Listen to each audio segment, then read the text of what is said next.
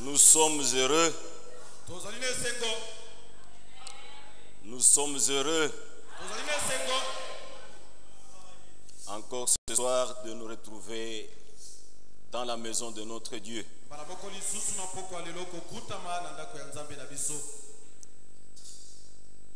Mes prédications, comme je l'avais annoncé,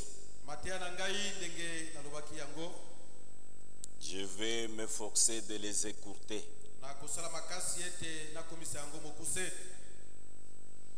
Et je chercherai seulement à dire ce qui est essentiel.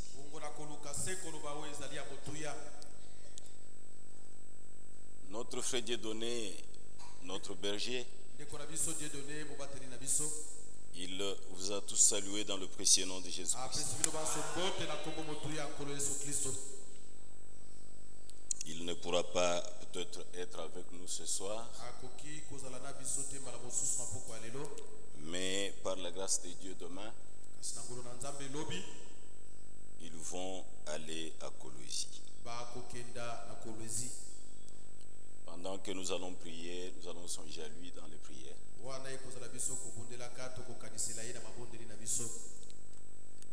Je vous salue tous dans le précieux nom de Jésus-Christ. Et rapidement, je vous invite à vous mettre debout. Nous allons parler de quelque chose ce soir. Prédicateur, ouvrez vos oreilles, puisque je veux parler en instruisant.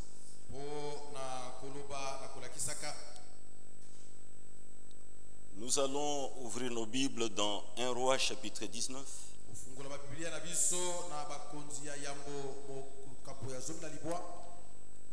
Je prends seulement deux versets, le verset 9 et le verset 10.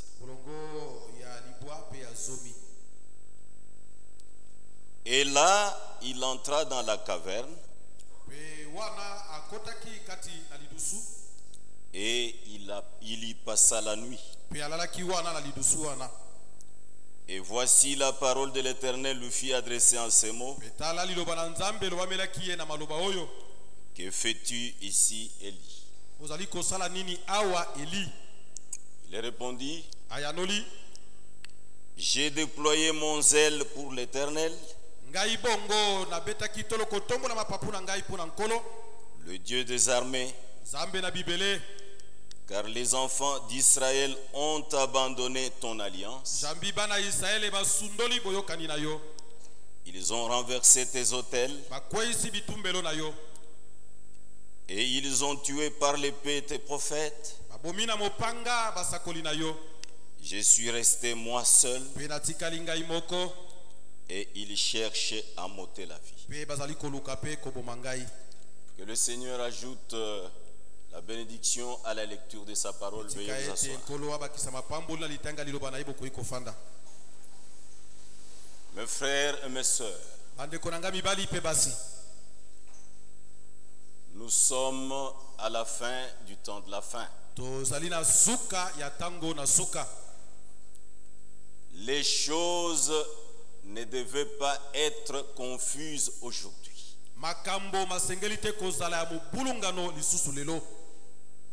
Est-ce que peuple de Dieu vous suivez? Nous ne sommes pas dans la confusion. Des fois nous nous posons des questions. Puisque quand on demande à un prédicateur de monter, nous ne lui demandons pas de nous dire ce qu'il va prêcher. vous comme nous, nous suivons ce qu'il est en train de prêcher pendant qu'il est à la chair. Mais une chose qui doit être dite, c'est celle-ci. Aujourd'hui, nous ne sommes pas au début de l'église. Nous sommes à la fin. Et c'est aujourd'hui que nous devons parler avec exactitude. Apollos parlait exactement. Mais Aquilas avec Priscille, on l'a amené à côté. Et on lui a montré plus exactement. Ce n'est même pas le temps où nous devons nous débrouiller à prêcher. Quand nous parlons, soyons sûrs. Si on n'est pas sûr, on laisse la chose. La parole de Dieu ne s'oppose pas. Est-ce que le peuple de Dieu vous suit? Dans la parole de Dieu, il n'y a pas de contradiction. Ce qui est dit là, prenez cela et dites cela selon le contexte. Ne sortez pas cela du contexte. J'étais en train de dire que je parlerai pas longtemps. Je pense que c'est maintenant que vous allez comprendre mes prédications. Puisque je vous dirai des choses profondes, mais que je placerai dans les Saintes Écritures. Nous venons de lire une portion de l'Écriture dans 1 Roi 19. On nous parle de ce prophète Élie. Et la Bible nous dit, et là il entra dans la caverne et y passa la nuit. Et voici la parole de l'Éternel fut adressée en ces mots. Que fais-tu ici?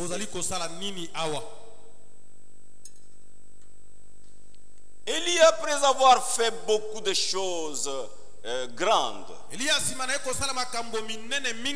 par la parole de l'Éternel, ici, dans l'écriture que nous lisons, Élie avait fui. Il était en train de fuir puisqu'on voulait lui ôter la vie. Mais nous allons commencer notre prédication par une chose. Pendant qu'il fouillait, pendant qu'il se trouvait dans la caverne, il a entendu la parole de l'Éternel. Et Dieu lui dit, que fais-tu ici, Élie? Chacun peut se poser la même question.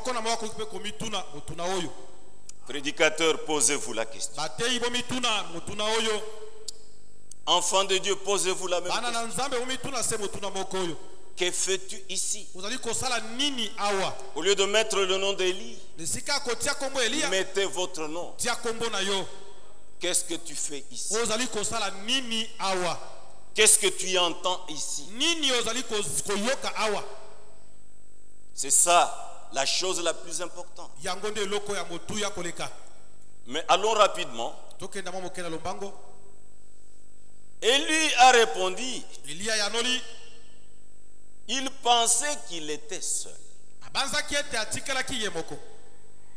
pensait qu'il était seul, qu'il n'avait pas fléchi ses genoux devant Baal. Il pensait qu'il était seul. Puisqu'il a dit, je suis resté seul. Et il cherche à monter la vie. Puisque je n'ai pas voulu m'agenouiller devant Baal. Notre Dieu, c'est un Dieu qui ne peut pas être comparé aux idoles. Est-ce que l'église vous êtes là? On ne peut pas le comparer aux idoles. Détrompez-vous. Comme nous sommes là ce soir, il n'y a personne d'entre nous qui peut accepter les honneurs qui sont dus à Dieu. Est-ce que vous êtes avec moi? J'ai dit ouvrez les oreilles. Vous avez un sujet. Montez, parle de ton sujet. Montez, parle de ton sujet. Mais ne commencez pas à divaguer. Nous ne croyons pas que les honneurs qui sont dus à Dieu, Dieu peut se les partager avec les hommes. Non. Mais sinon, si on va faire ça, nous serons des idolâtres. Est-ce que peuple de Dieu, vous croyez que nous pouvons accepter de se partager les honneurs avec le Créateur? Prédicateur, est-ce que vous croyez que nous pouvons accepter de se partager les honneurs qui sont dus à Dieu? Qui sommes-nous? Nous sommes des créatures. C'est Dieu seul que nous devons adorer. Ces honneurs à lui, il ne peut pas les partager avec un individu.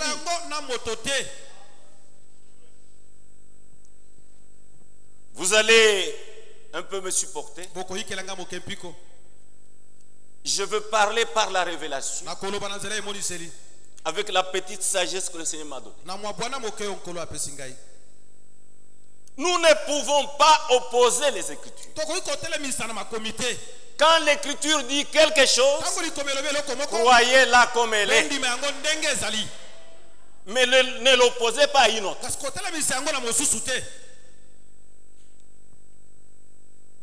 Il pensait qu'il était seul. Il n'avait pas fléchi les genoux devant Baal. Mais l'Éternel Dieu lui a dit: tu n'es pas seul. Il y a 7000 qui sont à tes côtés. Mais toi, tu ne les connais pas. L'élection de Dieu, c'est Dieu lui-même. Dieu connaît les élus. Dieu connaît les vrais fils et les vraies filles de Dieu.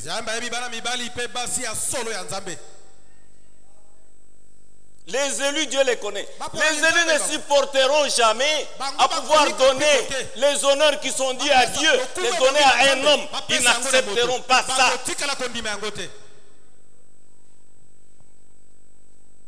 C'est pourquoi j'ai commencé à vous le dire. Ne pensez pas que nous pouvons tolérer ça. Nous ne tolérerons jamais ça. Les honneurs qui sont dus à Dieu, donnez ça à un homme. Non. Nous ne croyons pas ça. Et c'est pour cette raison, quand vous honorez Dieu, vous lui donnez ses honneurs à lui. Vous respectez sa parole. Vous mettez en pratique ce que Dieu dit. Dieu honore ceux qui l'honorent. Est-ce que vous êtes avec moi? Amen. Dieu honore ceux qui l'honorent. Quand tu honores Dieu, Dieu te donne une marque de distinction. Parmi tout le monde là,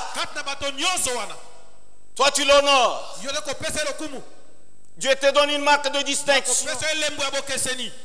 Et tu seras distingué d'entre toutes les autres personnes. Tu as une marque de distinction. Mais vous savez ce que Dieu fait encore? Dieu va te donner un autre rang.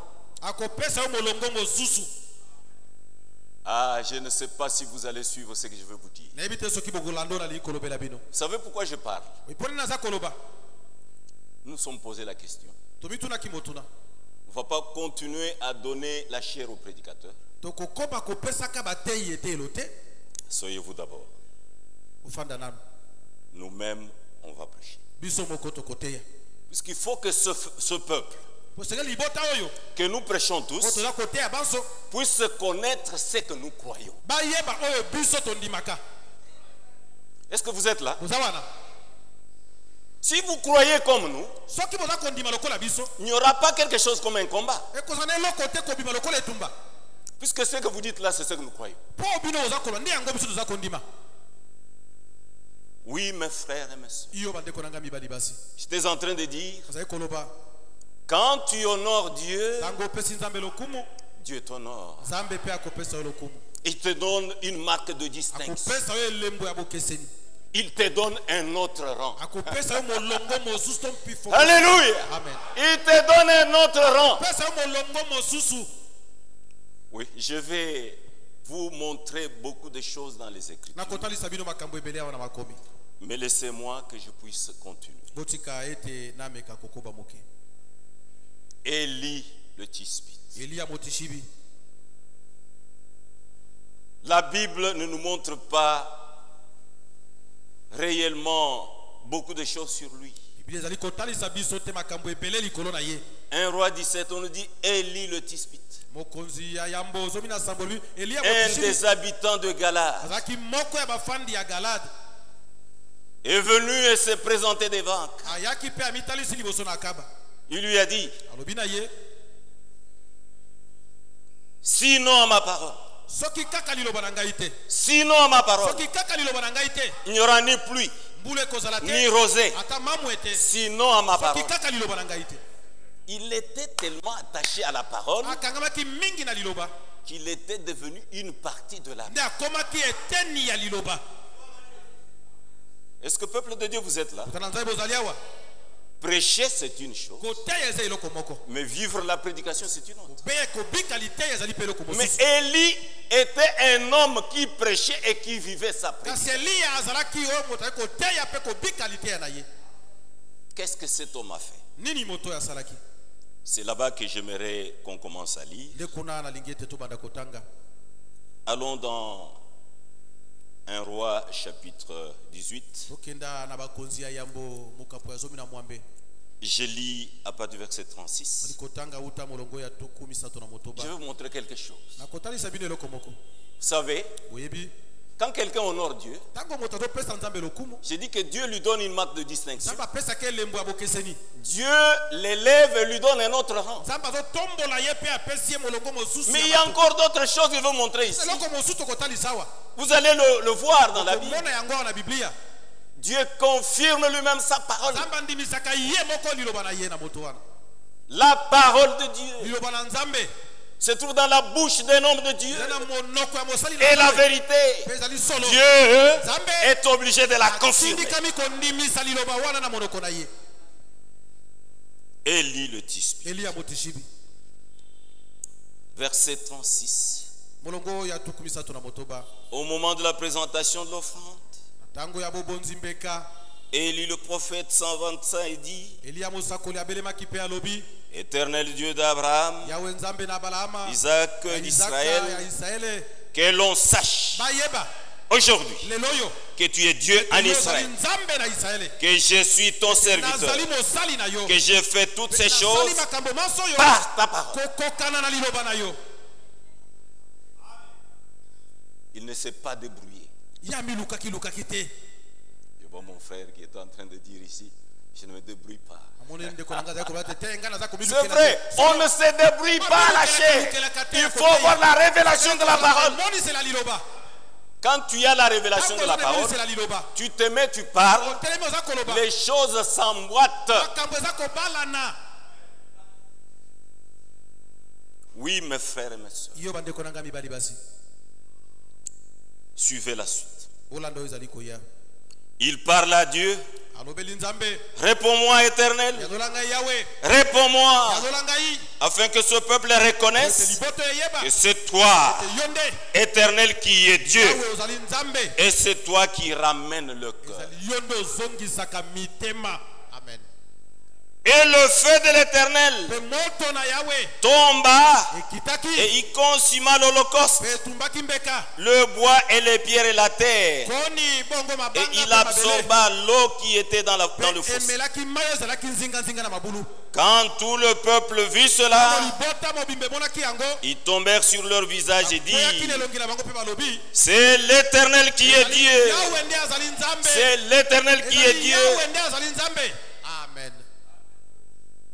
Élie leur a dit: regardez, regardez ce que l'Éternel fera. C'est un Dieu qui confirme sa parole. Dieu ne confirme pas aucune interprétation. Dieu ne confirmera jamais l'erreur. Dieu ne confirme que sa parole.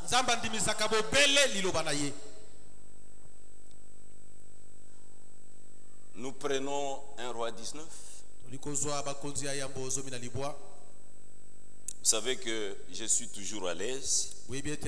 Non, c'est 18 verset 41. Un roi 18 verset 41. Je voudrais que vous puissiez lire avec moi, puisque toute ma prédication elle est fondée sur les saintes écritures. Et Élie dit à Akab, cette étape-là était déjà terminée, pour prouver que c'est l'Éternel qui était Dieu. Maintenant, il fallait que Dieu puisse confirmer aussi ce que Élie avait fait comme prière.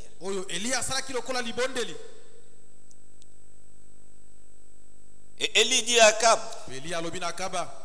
monte, mange et bois, car il s'est fait un bruit qui annonce la pluie.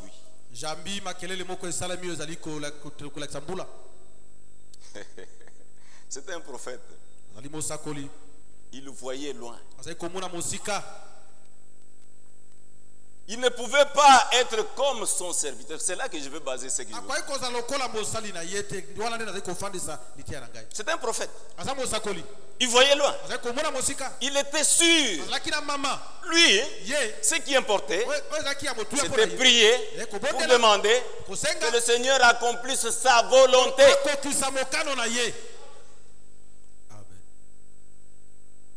Et Akab monta pour manger et pour boire. Mais Élie monta au sommet du Carmel. Il se pencha contre terre. Il mit son visage entre ses genoux. Écoutez, quelle façon de prier. Hein? Je vais essayer un peu. Il était assis, son visage contre la terre. Quelle position de prière. C'est pourquoi la position de prière, c'est la composition qui te convient toi. Est-ce que vous êtes là, peuple de Dieu?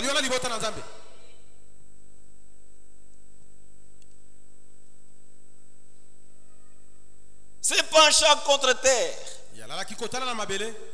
Il mit son visage entre ses genoux et dit à son serviteur: monte, regarde du côté de la mer. Monte, regarde du côté de la mer.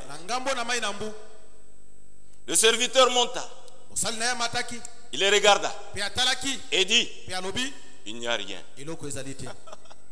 Élie ne s'est pas rassuré de cette réponse que le serviteur de Dieu. Et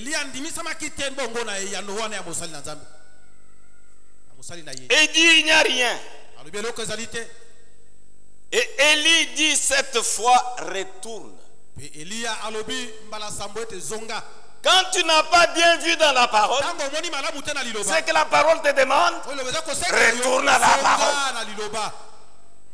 Tu n'as pas bien vu. Puisque tu es en train de voir deux choses qui se contredisent. Oh, dans la parole de Dieu, il n'y a pas de contradiction. C'est toi qui n'as pas bien regardé. Regarde encore. Regarde dans la parole. Ne regarde pas selon ta manière de voir. Regarde à la parole. La première fois, il est venu, il a dit il n'y a rien. Et lui dit, retourne. Regarde bien. Quand il est retourné, il a regardé. Il n'a rien vu. Il est encore revenu. Il a dit à Élie, il n'y a rien. Ça c'est la deuxième fois. Élie lui dit, non, tu n'as pas bien regardé. Toi, ta manière de regarder n'est pas scripturelle. Reviens aller aux Écritures. C'est pourquoi le temps dans lequel nous sommes, c'est le temps de revenir aux Écritures. Si moi je reviens aux Écritures, les prédicateurs reviennent aux Écritures, le son sera le même.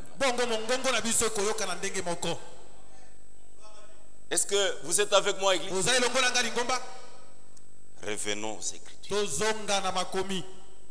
C'est ce que le berger dit à chaque moment ici. Ne viens pas te débrouiller ici. Reviens aux Écritures. Parle-nous des Écritures. Nous ne nous croyons que c'est que les Écritures disent. Retourne. Troisième fois, il n'y a rien. Et lui dit, retourne. Et regarde bien. Est-ce que tu as bien regardé? Regarde selon les Écritures. Il est encore parti. Quatrième fois, il a regardé. Il est revenu, il n'y a rien. Élie ne s'est pas fatigué. Aussi longtemps que tu ne veux pas revenir aux Écritures, on te dira toujours, reviens aux Écritures. Vous savez, nous le disons toujours. C'est quelle révélation que tu dis que tu as la révélation? Que tu ne sais pas nous prouver dans les Écritures. Je ne suis pas encore arrivé au temps où je vais vous montrer des exemples. Mais suivez d'abord comment je suis en train d'introduire cette révélation. Et à la 7e fois, il dit, maintenant, quand l'homme a bien regardé, il a bien fixé les yeux dans les Écritures. Et il a vu, oui, c'est ce que la parole a déjà annoncé. Ça ne pouvait pas dépasser 3 ans et demi. Ça ne pouvait pas dépasser 3 ans. Et Élie était dans le bon. Il connaissait que c'est le temps. Et quand il a regardé, il a vu un petit nuage qui était en train de se former comme un point. Oui. Qui était comme la paume de la main d'un homme. Et Élie dit, monte vite. Et dit à Akab, attelle et descends, afin que la pluie ne t'arrête pas. En peu d'instants, le ciel s'obscurcit par les nuages, le vent s'établit et une forte pluie. Akab monta sur son char et partit pour Israël. Et la main de l'Éternel fut sur Élie, se saignit les reins et courut devant Akab jusqu'à l'entrée de Israël. Mes frères et sœurs, dans notre introduction de notre prédication, voici ce que je vais vous montrer. Ce que la Bible dit, croyez cela. Si tu lis notre écriture, vous voyez que c'est comme s'il y a contradiction. C'est toi qui as des problèmes.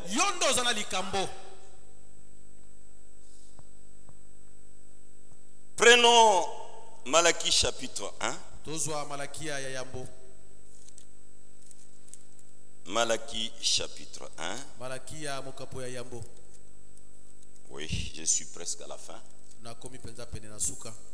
vais arrêter bientôt. Malachie chapitre 1 au verset 6. Lisons-le ensemble. Un fils honore son père et un serviteur son maître. Écoutez ce que l'Éternel dit. Si je suis père, où est l'honneur qui m'est dû? Est-ce que peuple de Dieu vous êtes là? Cet honneur-là, ne la comparez pas avec n'importe quoi. Ça c'est seulement à Dieu. C'est seulement au Créateur. C'est lui qui mérite cet honneur. Puisque son honneur ne peut pas être partagé avec quelqu'un. Si je suis maître, où est la crainte qu'on a de moi? Dit l'Éternel des armées, à vous sacrificateurs qui méprisez mon nom et qui dites, en quoi avons-nous méprisé ton nom? Nous arrêtons d'abord. Mais continuons un peu.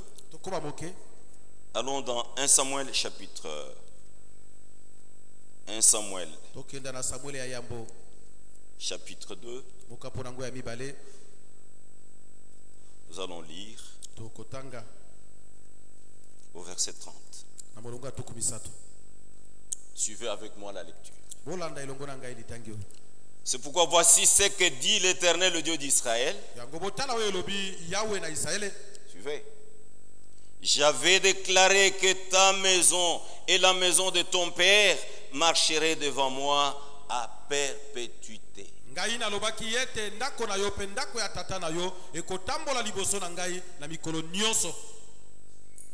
Et maintenant, dit l'Éternel, l'un de moi, car j'honorerai celui qui m'honore.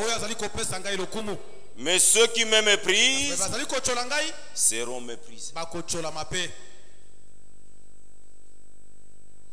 Il faut marcher à la cadence de Dieu. Il faut marcher. Utilise marcher, c'est Dieu. Il faut marcher à la cadence de Dieu. Voilà. Nous lisons le verset 35.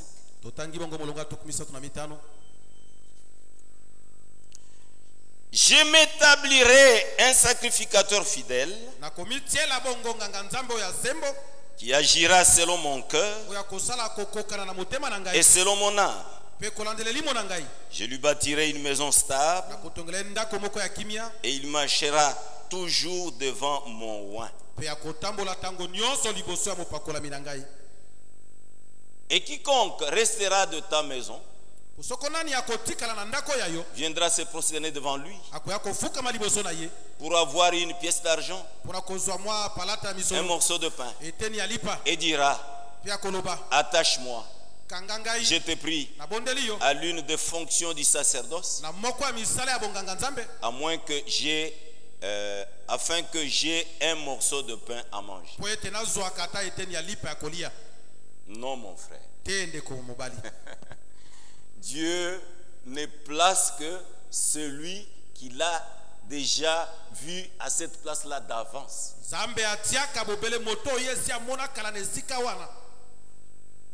Puisque je disais que je ne serai pas long. Prenons Psaume, chapitre 75. Psaume 75. Voici ce que la Bible dit.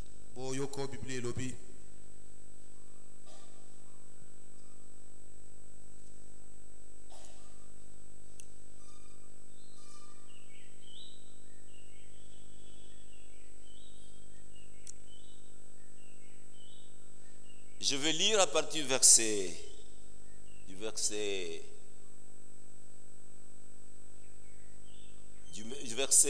8. Oh, je regarde sur autre chose. C'est à partir du verset 8, bien sûr. Ou même verset 6. Psaume 75, verset 6. N'élevez pas si haut votre tête.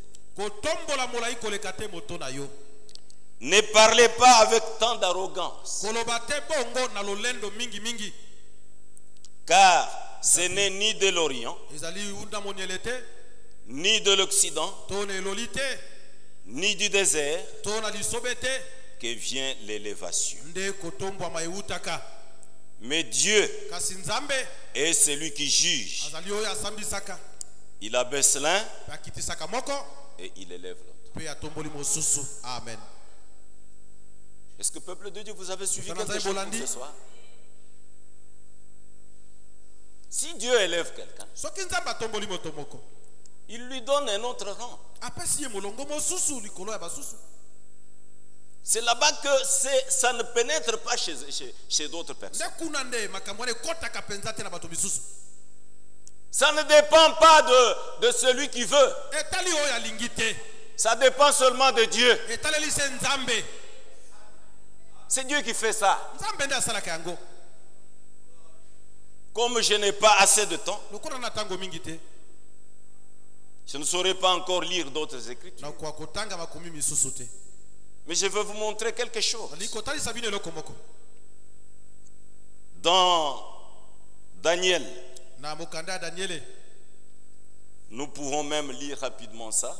Je ne lis que là et je m'arrête. Daniel, verset 1. Je lis au verset 18. Vous connaissez, il faut lire toute la Bible. Moi, mon problème, ce n'est pas de venir vous lire beaucoup d'écritures. Je dis seulement l'essentiel. Au terme fixé par le roi,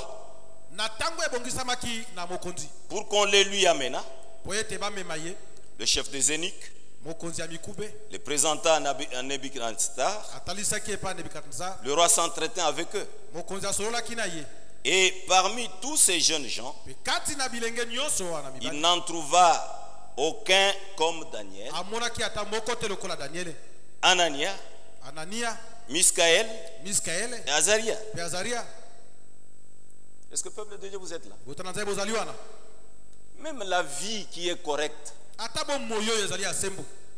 si tu es réellement un élu, si tu es un fils ou une fille de Dieu, réellement né de nouveau et baptisé du Saint-Esprit, certaines choses, ça coule au-dedans de vous. Vous dégagez réellement cette vie-là. Regardez quand ce roi a vu ces jeunes gens, c'est ce qui est dit dans la Bible. Il n'en trouva aucun comme Daniel, Anania, Miskaël, Azaria. Ils furent donc admis au service du roi. Ils étaient des hommes simples, mais à partir de ce moment-là, ils ont été remis au service du roi. Ils étaient dans le palais royal. Et vous savez, mes frères et mes soeurs, que nous sommes des fils et des filles de Dieu à cause de l'œuvre que notre Seigneur a accomplie sur le bois du Calvaire. Nous sommes les fils du roi. Mes sœurs, vous êtes les filles du roi. Mais vivez comme les fils du roi. Les fils du roi. Maintenant, verset 20. Sur tous les objets qu'il réclamait, sur tous les objets qui réclamaient de la sagesse et d'intelligence, et sur lesquels le roi les interrogeait, il les trouvait 10 fois supérieurs à tous les magiciens et astrologues qui étaient dans tout son royaume. Bon, beaucoup de choses, ça ne va pas vous aider. Mettez-vous debout. Nous allons prier.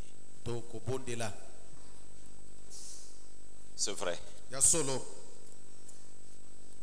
Dieu veut donner à chacun de nous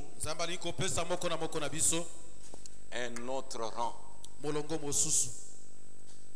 Un rang de fils et de filles. Ceux-là qui obéissent à chaque parole de Dieu. Je vais chanter ce cantique.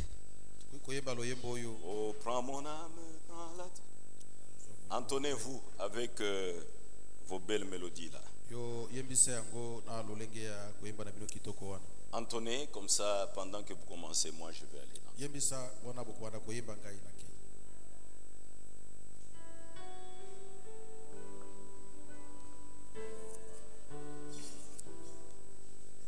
Oh, prends mon âme, prends-la, Seigneur, et que ta flamme brille à mon cœur, que tout mon être vibre pour toi, sois seul mon maître, ô divin roi, ô successeur. C'est des vies, des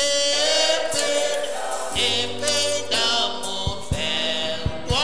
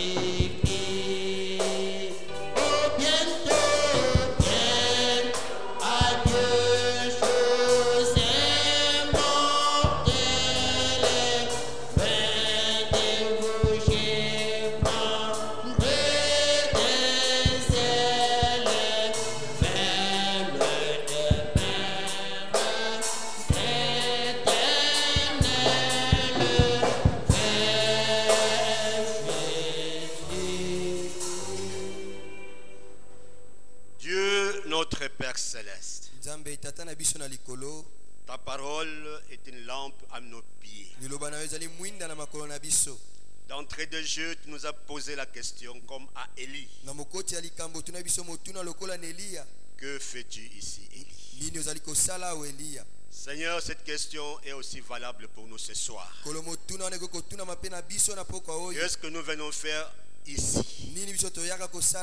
Dieu Tout-Puissant, aidez-nous à avoir cette révélation de ce que toi tu fais maintenant et le pourquoi de notre présence en ces lieux. De la même manière, Seigneur, que ce serviteur d'Élie, nous voulons, Seigneur, bien voir.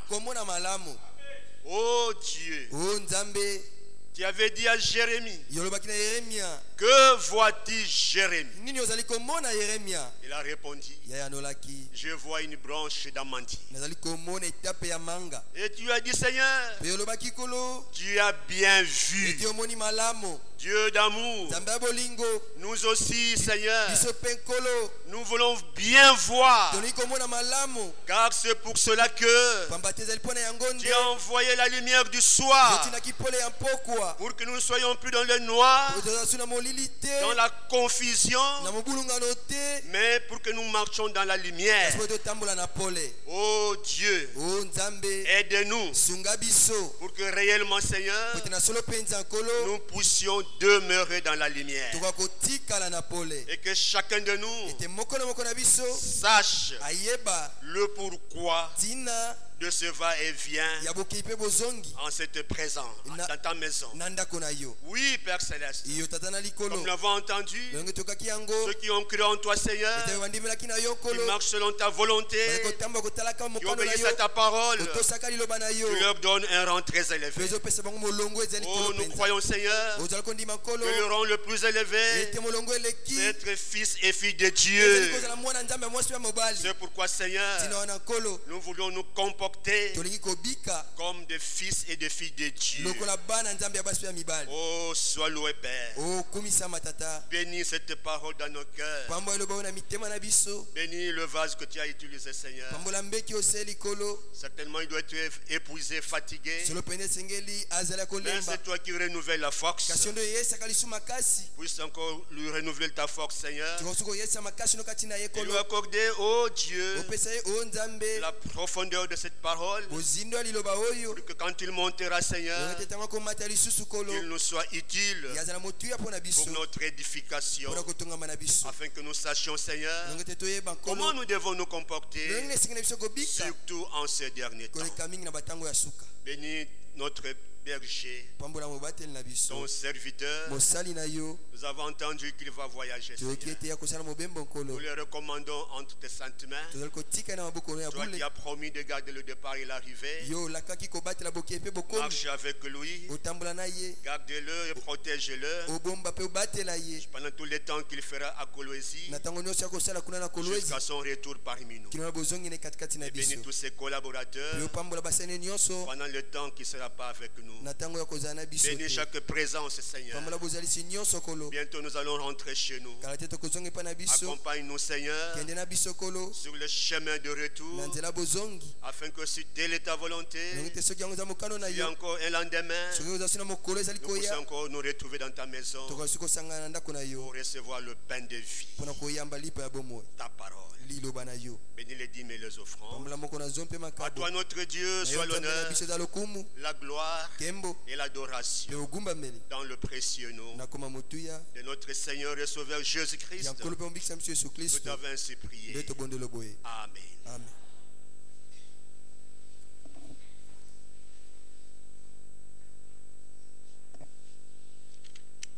Le frère Jean Motoba va aller prêcher.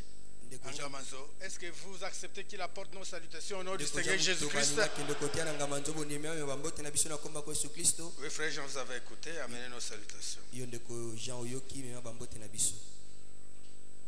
Communiqué de diacre. Nous vous annonçons le décès de la sœur Cathy, venue de Mbujimayi,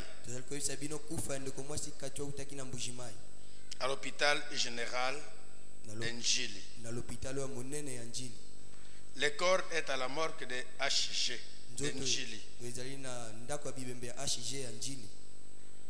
Le reste du programme nous sera communiqué ultérieurement. La chorale peut chanter.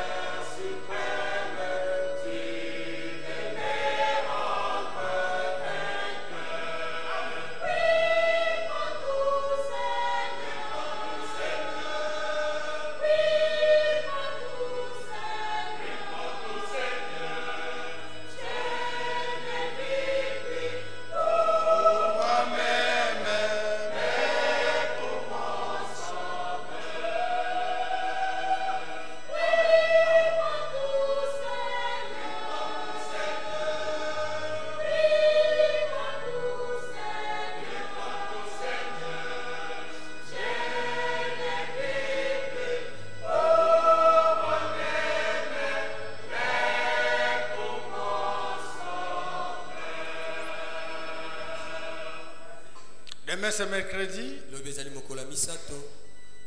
Veuillez aller à votre foyer de prière. Pour les foyers qui ne se sont pas réunis lundi. Que la paix de Dieu accompagne chacun de nous. Au nom du Seigneur Jésus-Christ. Si c'est la volonté de Dieu, on pourra se voir jeudi.